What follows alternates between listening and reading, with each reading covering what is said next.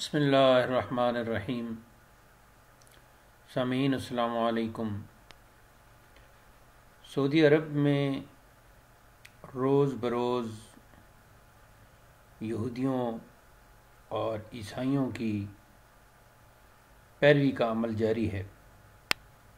वो सऊदी जो ईद मिलादुन्नबी मनाने को शिरक व बिद्दत से ताबीर करते हैं, आज वो क्रिसमस बड़ी धूमधाम से मना रहे हैं। पहली दफ़ा क्रिसमस को खुलेआम मनाया गया है और बड़ी धूमधाम से मनाया गया है। मुसलमानों, ऐ उम्मत मुस्लिमा, अगर कोई दीन की तबलीग करता है, दीनी बात करता है तो उस पर पाबंदी है, लेकिन अगर कोई क्रिसमस धूमधाम से मचाता है तो ये मजहबी रवादारी है।